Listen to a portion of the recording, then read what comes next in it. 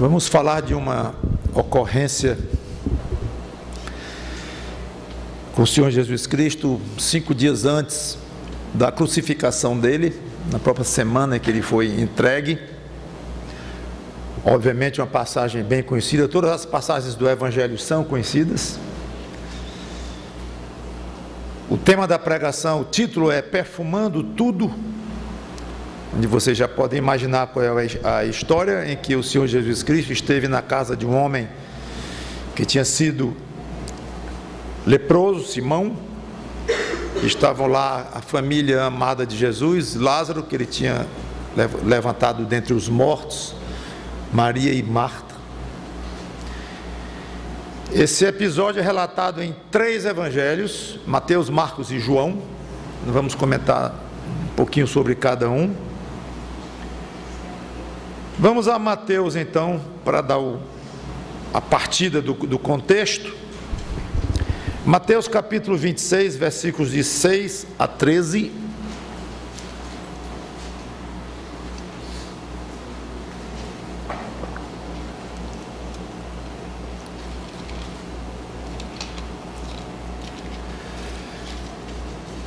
Diz assim, Mateus 26, de 6 a 13.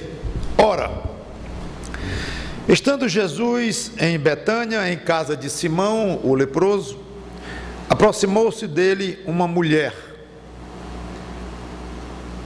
João informa que foi Maria, esta mulher, no Evangelho de João, trazendo um vaso de alabastro cheio de precioso bálsamo que ele derramou sobre a cabeça, estando ele à mesa.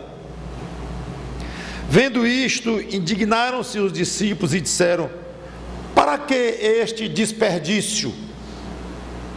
Pois este perfume podia ser vendido por muito dinheiro e dar-se aos pobres. Mas Jesus, sabendo disto, disse-lhes: por que molestais esta mulher? Ela praticou boa ação para comigo. Porque os pobres sempre os tendes convosco, mas a mim nem sempre me tendes. Pois derramando este perfume sobre o meu corpo, ela o fez para o meu sepultamento. Em verdade vos digo, onde for pregado em todo o mundo este evangelho, será também contado o que ela fez para a memória sua. Vamos orar. Obrigado, Senhor Deus, pelo registro dessa bela história e as muitas lições aqui contidas, que possamos ter sabedoria suficiente para aprender delas e praticar na nossa vida.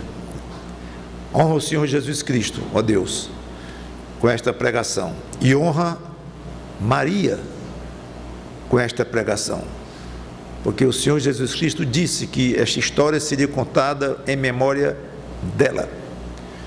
Obviamente, Cristo é o nosso alvo principal, mas aqui nós temos autorização dele para dizer que esta pregação, baseada no episódio, é em memória de Maria. É em nome do Senhor Jesus Cristo que te pedimos e agradecemos. Amém. Maria aqui, óbvio, não a mãe de Jesus, mas irmã de Marta e Lázaro. Em Mateus e Marcos, nós lemos que ela derramou sobre a cabeça dele o preciosíssimo perfume. João diz que ela lavou os pés dele.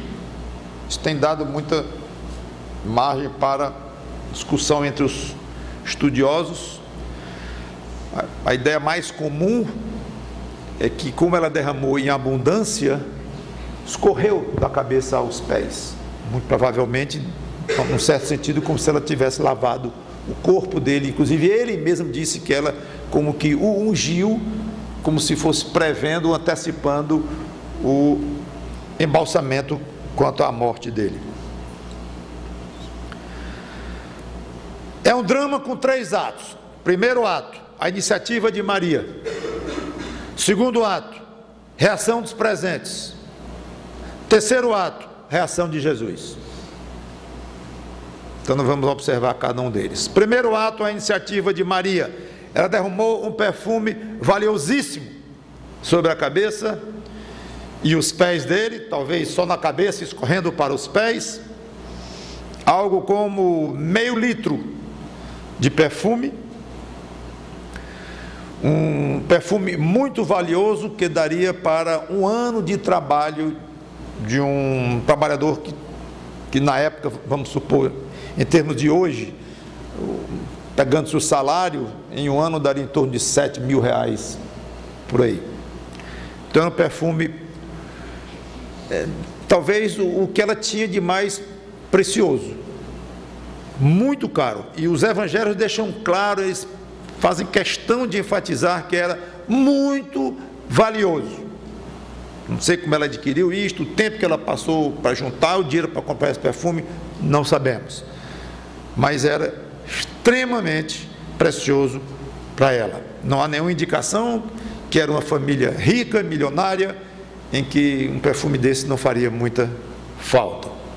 Talvez o próprio fato de dizer que era muito precioso para ela já demonstra que faria falta, ou no sentido de que era grande, era muito significativo em termos de valor esse perfume. Marcos nos informa, no capítulo 14, eu não vou ficar lendo o tempo todo cada passagem de Mateus, Marcos e João, vou dar só as dicas. Ele nos diz, quebrando o vaso. Por que ela quebrou este vaso? Não sei, talvez o mais lógico é que esse vaso tivesse um gargalo pequeno, muito apertado, perfume muito caro, para sair de pouquinho, talvez até gota a gota. E para o propósito dela, o gota a gota não ia servir, não era o que ela queria lavar Jesus com aquele perfume, muito, todo. Então ela quebra o vaso, como se talvez quebrasse logo o pescoço, o gargalo do vaso, e derramou foi tudo. Essa é a ideia que o Evangelho quer dar, claramente. A conta-gota não teria sentido, ela poderia passar vários minutos para sair tudo e perderia totalmente aquela ideia de uma coisa abundante, que é visivelmente o que ela queria fazer com ele. Primeira lição, nós encontramos aqui, nós somos mestres em dar ao Senhor Jesus Cristo de conta-gotas. Um pouco do tempo, um pouco da energia, um pouco da mente, capacidade de raciocinar, um pouco da capacidade de produzir alguma coisa, um pouco do dinheiro que Ele tem nos dado, um pouco disso, um pouco daquilo, um pouco de serviço, um pouco. Raramente pensamos em muito, quando o assunto é dar para Cristo, dar para Deus. E é porque a própria expressão dar para Cristo, dar para Deus, em si, ela não tem sentido, porque é tudo dele. Mas vamos admitir que tenha sentido, porque há um ângulo de ver, de pensar e concluir que não é errado, que é nosso. Então, a maneira como esse perfume era da mulher, então podemos dizer que ela deu para Jesus, tudo bem, tudo é dele, o universo todo é dele, mas há esse sentido em que é nosso. Então deixe-me dizer, repetindo, que quando se trata de você se despregar de alguma coisa, e você tirar de si alguma coisa, não apenas dinheiro, não apenas bens materiais que valem alguma coisa, mas algo que vai lhe custar. E eu gosto de enfatizar a capacidade de empreender algo para Cristo. Você empreende alguma coisa, você tem uma profissão, mesmo que sua profissão atual seja estudar, ser estudante, só faz isso, estudar hoje, mas você estuda presume-se, se não é, deveria ser, com afinco, com seriedade. Você tem seu trabalho, Imagina-se que você leve a sério o seu trabalho. Aliás, você procura melhorar de posição dentro da empresa, ou se você é o proprietário, procura melhorar o tamanho, a lucratividade, a eficiência da sua empresa, e para isso você pensa, e conversa com as pessoas, e lê, e troca ideias com outros, e quebra a cabeça, às vezes na rede, na cama, pensando, vou fazer assim, vou fazer assado. Você puxa de si para passar naquele concurso, para conseguir aquele alvo. Repito, em qualquer que seja o valor, material, imaterial, econômico, de profissão, de cargo, seja o que for, você se exige muito para suprir, ou tudo bem, para que Deus supra através deste esforço, chamado de derramar o pão com o suor do rosto, que eu acho que muitas vezes tem gente que exagera com o tal deste pão com o suor do rosto, vão muito mais além disso, mas tudo bem, você espera que Deus supra para você através desse seu trabalho, e sustentar a sua família e tal. Por conta disso você se dá muito. Eu tenho batido nesta tecla algumas vezes aqui, e vou continuar, achando que esse muito é exagerado, do que nós damos e nos sacrificamos e exigimos de nós mesmos para as coisas daqui. E quando se fala em dar para Deus, sacrificar alguma coisa, dar de si, até mesmo raciocínio, o melhor da sua mente, para numa sessão da igreja você levantar e dizer: com licença, eu tenho uma sugestão aqui com relação a esse projeto da igreja de missões, ou esse projeto aqui de levantar fundos para comprar uma mobília nova, não sei, mas pensar. Mas sabe o que acontece? Exceção. Você não pensaria assim se fosse uma reunião na sua empresa, em que você iria tratar dos negócios lá, ou que você fosse empregado da empresa, ou se você fosse síndico do seu condomínio, ou tivesse interesse numa reunião importante, você ir lá e dizer: não, um minutinho, está errado, a segurança desse prédio está muito ruim, não gosta da reunião, ou não me fez nas reuniões, mas vai, porque você está se esforçando, com sono, cansado, mas vai para a reunião, terminou 11 horas da noite, mas você vai, porque está um absurdo, o prédio está sujo, sem proteção, e você vai lá defender, e gasta a sua voz, gasta a sua mente, gasta a sua energia, se expõe até a se desgastar com alguns vizinhos, mas você luta pela preservação física do lugar que você habita, ou talvez até por sua ou por apartamento, mas você tem esse afinco e dizer: eu quero participar da diretoria da igreja para usar o que eu tenho de inteligência. Agora pode ser pouca a inteligência, ou muita, não é o caso, mas o que você tem para dar. E o meu tempo, com que facilidade você gasta 2 horas na frente hoje de um vídeo, facilidade enorme, e haja DVD, haja cinema, e nem conta, mas meia hora, talvez você precise acordar mais cedo para chegar na hora e dar um exemplo na sua igreja de compromisso e de mostrar a seriedade com que você encara um culto a Deus. Não sacrifica essa meia hora de sono. Então é isto que eu quero dizer: nós estamos muito mesquinhos nas nossas coisas para com Deus. Não é só do dízimo, não, eu não queria nem falar em dinheiro,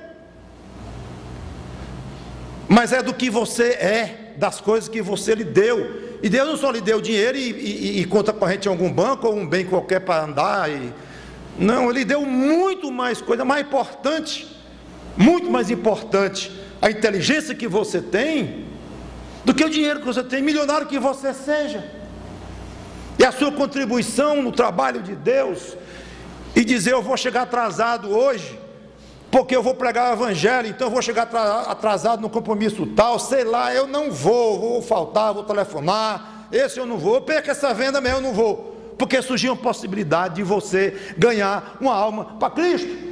E o motorista do táxi que você foi está querendo conversar o evangelho, eu não sei, estou criando uma situação, mas você dificilmente coloca em perspectiva de uma maneira correta.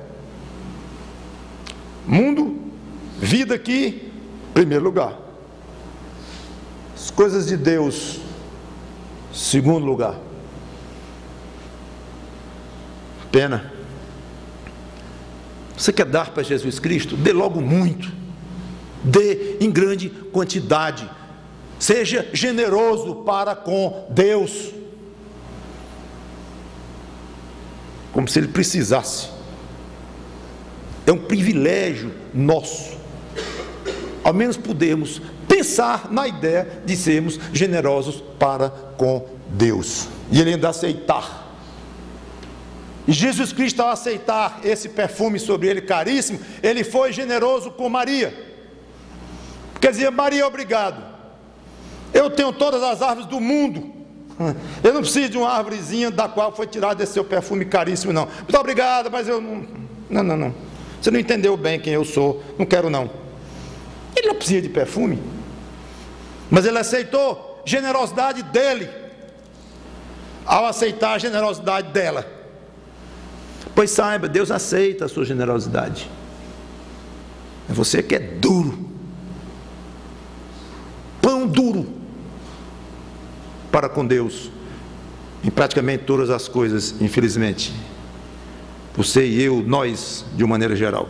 Segundo ato, a forte reação dos presentes. Aí essa é interessante demais. Acharam ruim. Acharam ruim. Eu estou há 15 minutos falando da beleza do ato desta mulher para com Jesus Cristo, com dificuldade de expressar a beleza deste ato. Quão nobre é dar generosamente para Jesus Cristo. Aí vem esses bonitinhos aqui, nós seríamos iguais a eles lá, por isso é que eu falo com esse tom crítico, e vem criticar Maria. Tudo indica que a reação inicial partiu de Judas Iscariotes. Imagine, aquela beleza de pessoa. João diz, capítulo 12, que foi Judas que reclamou e que poderia se dar aos pobres. Mas ele disse isso porque ele era o tesoureiro e era ladrão. Está escrito com todas as letras lá. Ele era ladrão e ele tomava conta do dinheirinho do grupo. Eles tinham uma bolsinha, que era comum na época, para guardar o dinheiro que eles conseguiam ter, e Jesus entregou para Judas tomar conta desse dinheiro. Marcos diz alguns dos presentes, Mateus diz os discípulos, João, alguns, os discípulos. Cada evangelista disse uma palavra diferente, expressou. Tudo indica que Judas partiu na frente, ladrão e interesseiro, irritadíssimo com esse desperdício que poderia ter sido vendido, né? Entrava na bolsa, já viu, né? Entrou na bolsa que ele controlava.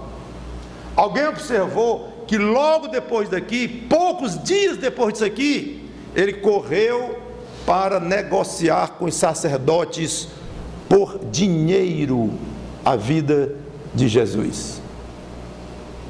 Como se dissesse: desse mato não sai coelho. Ladrão que ele era, ele queria dinheiro. E uma chance daquela, algo em torno de hoje, 7 mil reais, e Jesus se deixar banhar por aquilo, num desperdício enorme esse Jesus não tem nada a ver comigo, é uma cabeça completamente diferente, já estou aqui há 3 anos nessa luta, não consigo nada, tudo aqui é muito pouco, muito pobre, muito sofrido, tem que ser assim. Numa chance que a gente tem de uma mulher dar um perfume valiosíssimo, podendo vender e entrar na nossa bolsinha, ele chega e deixa, permite. Não, desisto. Interessante isso, eu achei curiosíssima e muito apropriada essa observação. Desisto, cansei. Eu daqui não vou conseguir dinheiro nunca, só tem um jeito, vou vender o próprio Jesus Cristo. Muito bem, Judas partiu com esse argumento, influenciou os outros que pegaram corda, como se diz, se animaram, compraram a ideia de Judas. E como tem ladrão inteligente neste mundo, e Judas foi inteligente demais, porque ele usou um argumento excelente, de difícil contra-argumentação. E esses são os argumentos mais perigosos. As pessoas mais perigosas são as que usam de ideias válidas num certo contexto, mas que não são válidas nas características de um outro contexto. Mas a ideia em si é válida, é boa, é bonita, mas ao usar errado no lugar errado, conturba tudo, mas fica dificílimo argumentar. Judas foi em cima, muito atraente a sua ideia, vende e dá aos pobres o dinheiro. Os discípulos levaram a sério o argumento de Judas e, até onde podemos entender, estavam realmente achando um desperdício de Maria. Judas tem razão, um argumento desse, perfeito, dinheiro tão difícil de se encontrar, porque tanto pobre por aí, o mestre é tão generoso, ele gosta tanto de ajudar as pessoas, que chance nós perdemos. Então os outros foram na onda de Judas. E aparentemente, até onde eles achavam, estavam, menos Judas, estavam lutando por uma causa justa e bonita. Lição óbvia: é muito fácil ser iludido por pessoas que falam em causas bonitas, mas com propósitos errados, com o coração longe da beleza daquele argumento. Pessoas que usam a boa fé dos outros. Nunca confunda ser crente com ser ingênuo. Eu acho que tem crente que acha que ingenuidade é uma virtude. Não creio. Você ter pureza nos seus propósitos, você sempre procurar ver as coisas pelo ângulo do amor, de dar uma margem para o outro, de ser largo quanto ao erro dos outros, totalmente diferente. De fato, é uma virtude esta largueza, esta paciência com defeitos de terceiros, mas o ingênuo é que ele não leva em consideração a realidade dos fatos, muitas vezes fatos que mostram com uma certa clareza que aquilo é apenas uma cortina de fumaça, que tudo indica, pelo menos se não pode afirmar, tudo indica que tem alguma coisa esquisita aí. Vamos ver com cuidado, vamos examinar vários ângulos daquela situação, não vamos de peito aberto para levar um tiro mortal, vamos com prudência. Eu gosto de Mateus 10,16, sedes simples como as pombas e prudentes como as serpentes. Prudência, não ingenuidade. Esses pobres discípulos lá embarcaram na canoa furada de Judas, ingenuamente. Também viram o preço, pagaram um preço caro por essa ingenuidade. Terceiro ato, a reação de Jesus. 5 reações dele. Primeira, reprovou a indignação deles, e reprovou duro, gente. Estive estudando a palavra lá no original, traduzida aqui por molestais. Porque a molestais? Aqui no versículo 10 de Mateus 26. É uma palavra forte. É incomodar muito, atrapalhar, incomodar. Boa tradução: molestar, fazer o mal, fazer uma coisa ruim, ser nocivo, prejudicial. É dura a palavra. Ora, vocês estão sendo indelicados com ela. Não, não foi isso não. Foi muito mais forte. Isso é importante. Por que vocês estão perturbando e constrangendo essa moça? Fazendo mal a ela, sendo nocivos e hostis a esta moça. Por quê?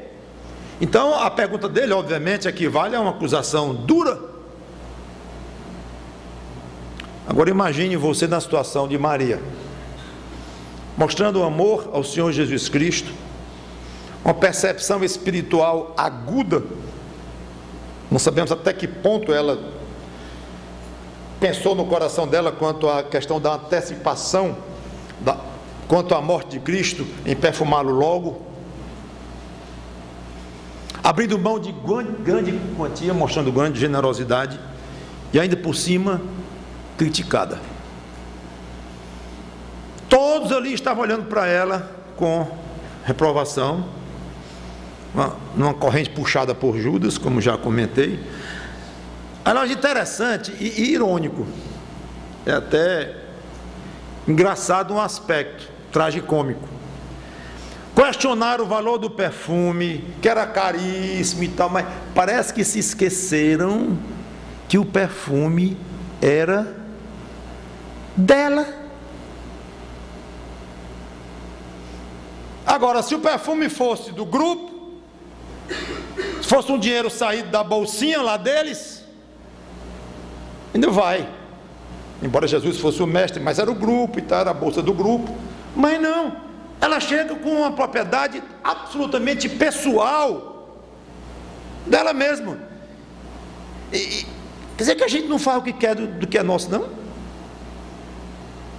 É interessante. Eles deveriam ter elogiado a liberalidade dela antes de qualquer coisa para com o Senhor Jesus Cristo. Não elogiam, critica. Muitas vezes a crítica serve para esconder uma falha, ou esconder algo que você tem, que não é bonito, e você aproveita quase como uma autodefesa, infeliz, mas uma autodefesa, uma forma de expressar aquilo. Judas criticou porque perdeu a chance de entrar um bom dinheiro no caixa. Eles criticaram porque achavam que ela devia ter colocado o dinheiro em outro lugar, talvez pensando, não sei o quanto conscientemente ou não, eu faria isto, eu teria esta liberalidade. Incomoda alguém muito bonito perto de pessoas muito feias, incomoda alguém muito rico perto de pessoas pobres, incomoda os outros, os que não têm, incomoda pessoas muito inteligentes perto de pessoas que não são tão, incomoda pessoas que têm uma família linda ao lado de quem tem uma família destruída. Então é natural que venha crítica mordaz por parte daqueles que estão ou com inveja, ou estão com algum tipo de ressentimento de estarem vendo uma coisa tão bonita no outro. Agora veja como é invertido esse negócio. Deveríamos ser rápidos em ver virtudes dos outros. Já temos tantos defeitos para mostrarmos uns aos outros, infelizmente, que deveríamos aperfeiçoar em ver o que é bom nos outros e jogar uma luz em cima, em elogiar, em enfatizar, para que aquilo influencie uns aos outros. Já sofremos tanto com os males que tem nesse mundo, com os pecados que nós mesmos temos dentro de nós e que os outros também têm. Estamos arrodeados do que não presta. Parece que nós gostamos do que não presta, porque quando vemos o que presta, criticamos. Que coisa! Isso estou falando de crentes. Vocês verem o quão asqueroso e profundo é o efeito do pecado nas nossas vidas. Não gostamos de ver pessoas mais felizes, mais alegres, mais virtuosas, ou mais prendadas, ou mais beneficiadas de alguma forma. Não gostamos. Vergonha para nós. É muito fácil condenar as pessoas pelo uso que elas fazem das coisas delas. Muito cuidado ao criticar a forma com que uma pessoa gasta o que tem, não só dinheiro, mas também tempo, energia, tudo aquilo que eu já falei, serviço. Especialmente, cuidado ao criticar ministérios de pessoas que pensam diferentes de você. Criticar maneiras das pessoas se doarem para Deus, ou doarem mesmo o que tem, até fisicamente, financeiramente, para Deus. Além de não ter nenhuma satisfação a lhe dar, lembre-se disso, o irmão provavelmente está tendo muito mais visão do que você, e está muito mais certo do que você. Imagina o tamanho do alívio de Maria, a repreensão, o carão que Jesus deu aos presentes. Pelo menos ela viu que o Senhor Jesus Cristo compreendeu e gostou do seu gesto, aprovou o que ela fez. Então, antes de ir para a segunda reação dele, se você está fazendo o bem, não se preocupe com críticas, elas virão. Eu sei, pastor, virão lá do mundo. Eu sei, é do mundo mesmo, mas elas virão também do meio dos irmãos, e elas virão também do meio dos irmãos da sua igreja.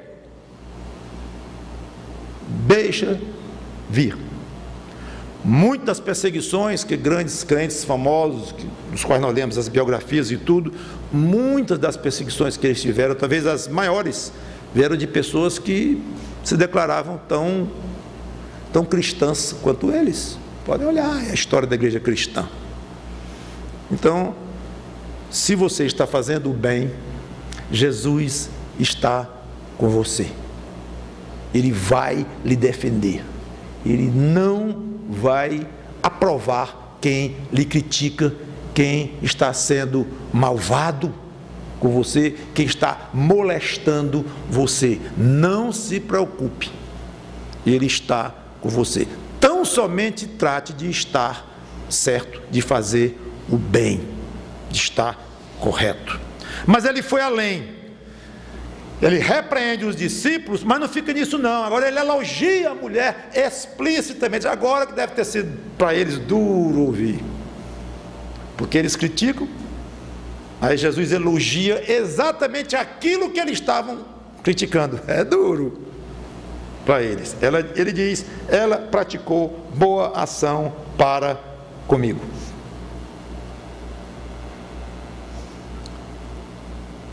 Alguém quer criticar aqui ainda?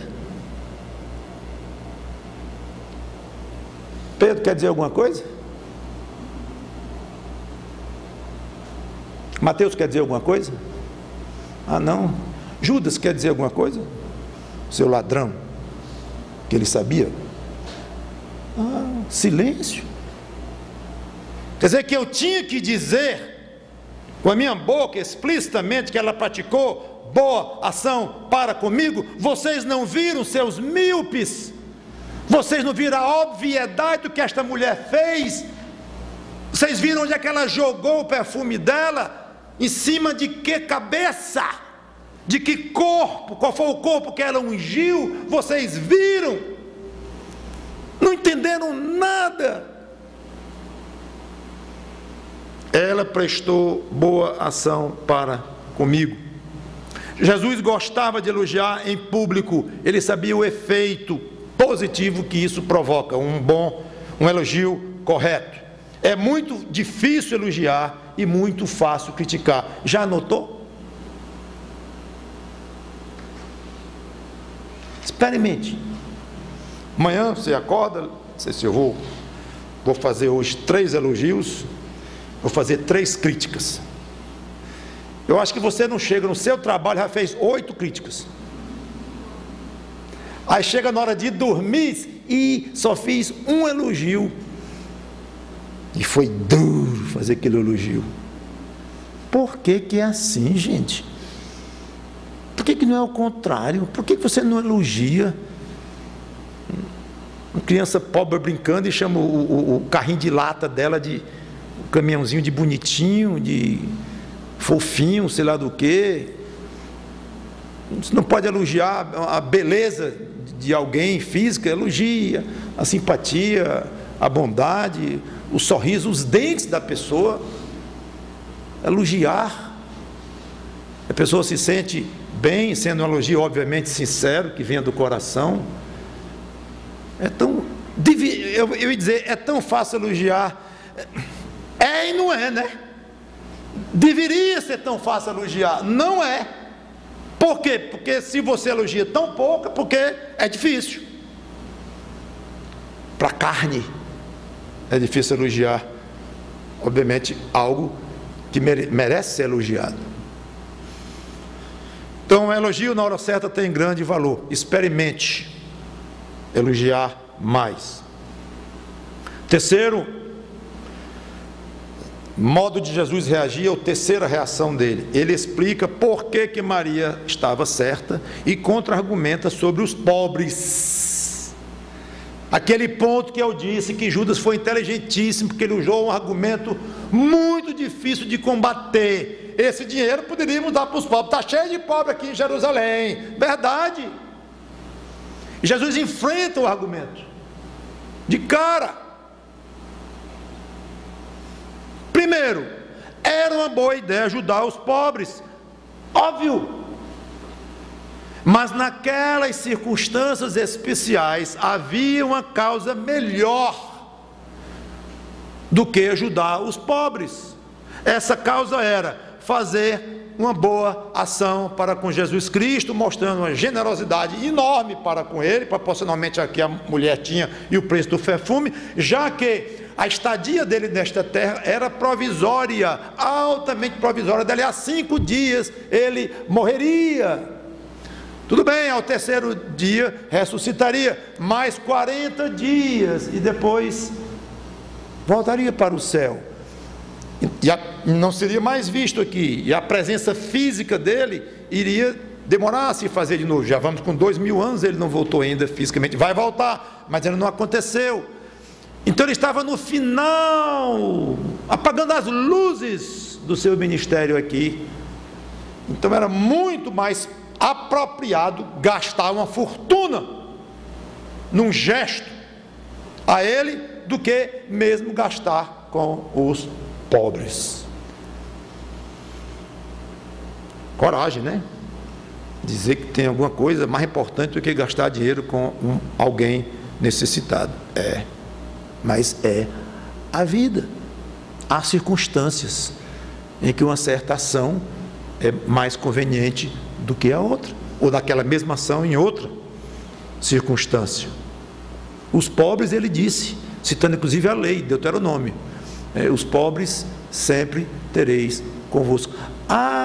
Judas, você quer ajudar os pobres? Não vai faltar oportunidade. Pedro, Mateus, vocês querem ajudar os pobres, Ah, que bom, que lindo.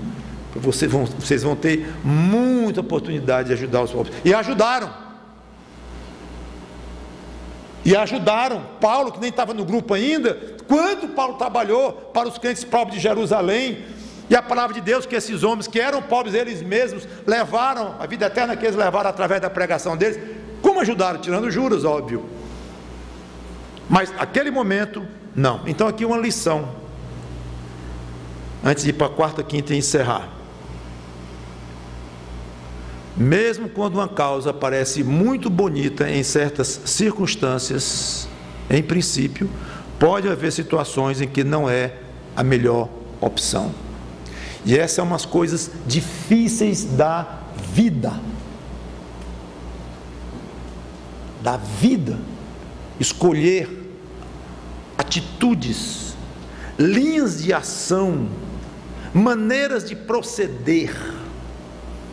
Como é que eu faço? Isso aqui não está errado, ali também não está. Mas, Senhor, e agora? Enganchou na minha cabeça. Só tenho uma solução para isso. Uma. Pedir sabedoria a Deus. Não tem outra. Mesmo na Bíblia, muitas vezes eu vou procurar na Bíblia uma solução. Muitas vezes não encontro. Quando é uma solução de um problema, de uma situação em que tem algo condenável pela Bíblia de um lado e algo aprovado pela Bíblia de outro, é óbvio, a Bíblia tem a solução e é claríssimo, é fácil. Não estou falando disso, são situações em que as duas coisas são válidas. Era válido vender o perfume e dar para os pobres? Era válido jogar na cabeça de Jesus até ir aos pés dele? Era. Essa é uma situação difícil na vida. E pode perguntar ao pastor, pode perguntar ao crente mais velho da igreja, não vai ser fácil não. E provavelmente você vai ouvir. Ore a Deus e peça orientação. Quando eu era mais novo, eu ficava um pouco frustrado quando entrava alguém no meu gabinete, um aconselhamento, uma pergunta, e eu achava que tinha que dar resposta para aquele irmão ou irmã. Se ele não saísse dali com a resposta clara, eu estava miseravelmente falhando no meu ministério de pastor. Tem que orientar, aconselhar. Não sou o homem naquele rebanho de Cristo que ele deixou para orientar, estudar a Bíblia, orientar e mostrar os rumos. Então eu tenho que orientar. Só que muitas vezes numa situação dessa, eu não sei, meu irmão. Eu não sei. Isso é uma coisa, inclusive, muito pessoal, porque pode ser que um outro irmão passe por uma situação muito parecida e a opção para você que é a melhor não é para ele. É muito complexo isso. Então, ao passar do tempo, foi ficando gostoso entender. Se quer saber de uma coisa, eu não sou Deus não, sou um mísero pecador igual ao irmãozinho que veio falar comigo, com a graça de ter sido perdoado. E se eu tenho o dom do pastoreio, de estudar as escrituras e ter alguns entendimentos e tal, isso é muito limitadozinho, e não tem problema nenhum dizer não sei não, meu irmão, vamos orar a Deus e peça sabedoria, tem esse princípio assim, tem um princípio assim assado, tem assim, calma. Aí eu comecei a notar que só dizer calma era o que ele estava precisando, não era a resposta A ao B, que estava angustiando. Não, calma, peça sabedoria a Deus. E eu gostava de dizer, você já disse para Deus essa situação com as palavras que você disse para mim? Não, as palavras que eu disse para o Senhor? Não, eu estou aqui conversando com o Senhor e tal. Sim, você não conversa com Deus não? Bom, eu oro a Deus e tal, e orar a Deus o que é? Não é conversar com Ele não, vá para casa. Diga para Deus, com as palavras que você me disse, com as angústias que você demonstrou, do jeitinho que você me disse, feito um papagaio. Apenas diga Senhor, quando falar com Deus, não como falar comigo aqui. É um outro Senhor, é um outro tipo, obviamente, de conversa. Mas repita o que você disse para mim com as mesmas palavras. Ele vai entender, ele sabe português. E calma. Jogue sobre ele as suas ansiedades. Ele tem cuidado de você e o Espírito Santo dele que habita em você vai lhe orientar na hora certa. Só em você está querendo acertar é o mais importante para Deus, porque Ele vê coração. Então, se aquiete. A solução em si é secundária. Primeiro é a sua atitude de querer acertar e pedir sabedoria a Ele e se entregar nas mãos dele. Pastor, estou sendo aqui tão melhor. Pois é, melhor ficava ele e ficava eu, porque eu ajudei sem dar a solução, porque eu não sabia a solução exata. Gente, Tiago está lá dizendo: quem quer sabedoria, peça a Deus, que a todos dá liberalmente, e nada lança no rosto, e ser-lhe-á concedida.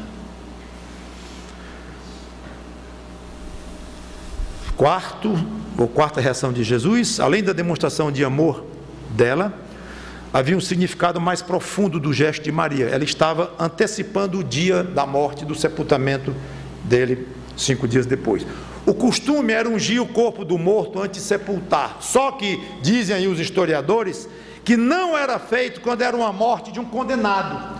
Quando alguém morria por condenação, debaixo de uma sentença, eles não ungiam o corpo, não preparavam aquele corpo para a morte, depois da morte, para o sepultamento. Então era como se tivesse antecipado os acontecimentos e ungido logo o Senhor Jesus Cristo. Não sabemos o quanto de Maria ela perscrutou isso, quanto Deus deu a ela entendimento, os detalhes, não sabemos, mas Jesus pelo menos interpretou desta forma e achou importante ressaltar isso. Quinta e última reação de Jesus Cristo: ele recompensou Maria. Olha que coisa! Ela seria lembrada onde o Evangelho fosse pregado, como eu já comentei aqui no início. Aqui nós temos uma espécie de uma profecia dele, porque ele disse: aonde o Evangelho for pregado, e o Evangelho não tem sentido sem a ressurreição. Então ele estava aqui predizendo mais uma vez que, embora implicitamente, que ele iria ressuscitar, ia morrer sim, porque ele falou da morte dele, mas não falou da ressurreição claramente. Quando ele diz: quando o Evangelho for pregado, ora, o Evangelho é exatamente a pregação das boas novas, da morte dele pelos nossos pecados, da ressurreição dele e do retorno dele aos céus. Então ele é como se estivesse dizendo: eu não vou ficar morto. E outra profecia dele aqui embutida é a pregação universal do Evangelho. Isso, aonde for pregado, em qualquer canto, qualquer lugar, e de fato o Evangelho tem sido pregado universalmente. Maria ficou como exemplo, encerrando, do crente que é recompensado pelo bem praticado.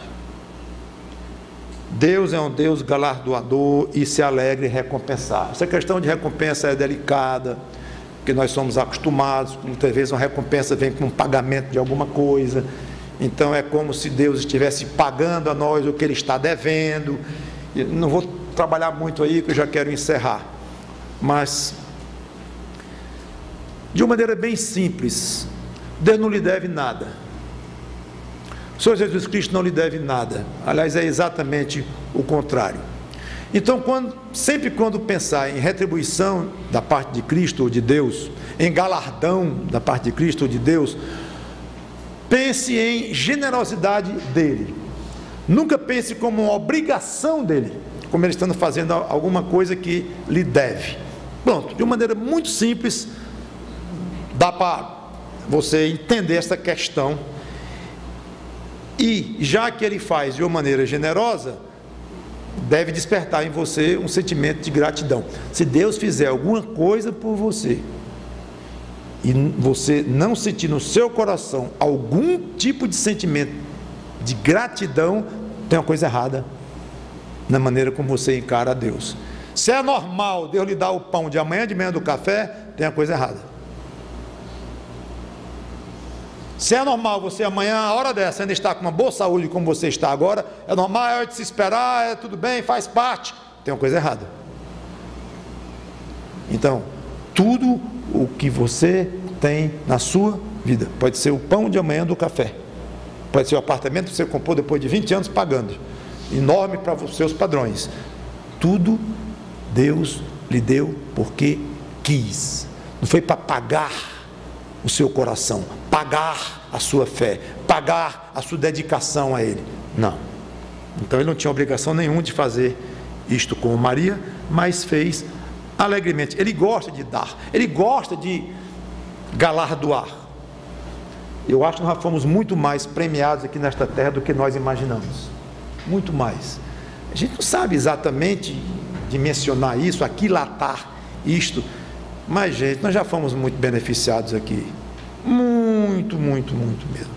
Às vezes a gente nem percebe que ele faz isso de uma maneira discreta, às vezes não tanto, a gente nota, às vezes, Deus fez comigo uma coisa fantástica, espetacular, você chega a se emociona quando fala ou quando pensa, mas provavelmente, na maioria das vezes, vão ser recompensas que ele vai nos dando generosamente, pela graça, porque ele quer, e porque ele gosta, e porque ele se alegre. Então, procure ficar ligado nisto, e se sentir grato em tudo que você recebe na sua vida. Agora, claro que recompensas maravilhosas mesmo, cheias, pesadas, gostosas, fortes, virão quando nós nos encontrarmos com Cristo e estivermos com Ele eternamente. Só um exemplo, Ele vai confessar o nosso nome perante o próprio Pai. Está lá em Mateus 10:32. É uma espécie de uma recompensa. Que maravilha! Muitas dessas a Bíblia fala, de muitas dessas recompensas espetaculares que nós teremos na eternidade. Termino então com a pergunta: por que Maria foi recompensada de uma maneira tão generosa? 2000 anos depois estamos aqui nós falando dela. Já falei umas 30, 50, 40 vezes, sei lá, o nome dela aqui hoje, em memória dela. É uma recompensa a ela, que Jesus prometeu. Por quê? Eu acho simples a resposta: porque ela deixou tudo em segundo plano para colocar o Senhor Jesus Cristo em primeiro lugar. As coisas boas que ela compraria com o dinheiro do perfume, ela deixou em segundo lugar. O constrangimento que ela passou, a má compreensão da qual ela foi vítima, ela deixou em segundo lugar. Não importa, não interessa. Ela colocou em primeiro lugar, em alta prioridade, acima de todos, honrar, servir, agradar ao Senhor Jesus Cristo. Cristo sempre se agrada muito de ser colocado em primeiro lugar. Ele se agrada em ser exaltado, adorado, colocado acima de tudo e de todos. Vocês sabem disto, ele disse claramente. E quem não honra pai, mãe, mulher, filho, tudo além, acima, se ele não for honrado acima de todas essas pessoas, nós não somos dignos dele. Ele deixou isso claro. E ele é digno disso. Então, que a sua vida de dedicação a ele seja como você estivesse continuamente perfumando tudo o que diz respeito ao Senhor Jesus Cristo. Ele não está fisicamente aqui como estava quando Maria fez aquele belíssimo gesto que 2000 anos depois estamos comentando. Perfume o nome dele, saia perfumando por aí, derrame sobre Cristo, sobre o nome dele, o melhor perfume que você tiver para dar, sobre a igreja dele, sobre a causa dele, sobre o evangelho dele, sobre a própria pessoa dele. E que a cada dia você se comporte de uma maneira tal com relação a ele, leve a Cristo em tão alta consideração como Maria levou, que ele possa dizer: você hoje praticou uma boa ação para comigo. Já imaginou ouvir isso dos lábios do próprio Senhor Jesus Cristo? Quanto a você, amigo, infelizmente você não tem nenhuma boa ação para dar, para mostrar, para fazer com relação ao Senhor Jesus Cristo. Como é, pastor? Que história é essa? Só porque eu não sou crente, só porque eu nunca me entreguei ao Senhor Jesus Cristo, quer dizer que eu não posso fazer nenhuma boa ação para Ele, na forma como Maria fez, na forma como alguém que se achegou a Deus através da salvação que Cristo operou? Não. O profeta Isaías diz que as suas obras de justiça são como trapos de imundícia. Não sou eu que estou dizendo, é a Bíblia. Não são seus pecados, não. As suas obras boas, as melhores que você tem, para Deus são como trapo de imundícia, cheira até mal. Por quê? Porque você não tem relação com Deus através do pecado, como o ser humano tem desde que nasce. Esse pecado dentro que causa uma separação. Então Deus não pode comungar com quem não é perdoado, com quem não já foi lavado dos seus próprios pecados. Ele não pode, foi dito aqui hoje na música, que Deus não pode comungar com o pecado. Então eu quero me despedir dizendo: você que não é crente no Senhor Jesus Cristo, primeiro de tudo, permita que Ele faça uma boa ação para com você, a boa ação, lhe salvar. Morreu para isso, ressuscitou por isso, está nos céus hoje e desejando salvar pessoas. Então Ele quer fazer esta boa ação para com você. Se arrependa, seja humilde, reconheça que você tem sido pecador, reconheça que você precisa de perdão. Aí você se converte, aí você se torna um filho de Deus pela fé em Cristo. Agora sim, agora você se tornou como irmão dele, servo, ao mesmo tempo irmão. Nós temos várias formas de falar da nossa relação com Cristo. Uma delas é irmão, ele diz amigo. Então agora você está em condições de dizer: Senhor, deixa eu fazer uma boa ação para contigo. Eu gostaria tanto de fazer uma boa ação para contigo. Que sejamos peritos em fazer boas ações para com o Senhor Jesus Cristo. Boas ações que custem muito para nós. Vamos orar. Obrigado, Senhor, pela tua palavra. Obrigado pelo belo exemplo de Maria. E que os efeitos do que foi dito aqui sejam fortes, duradouros, benignos nas nossas vidas, porque o Teu Espírito tem esse poder. É em nome de Cristo que te pedimos e agradecemos. Amém.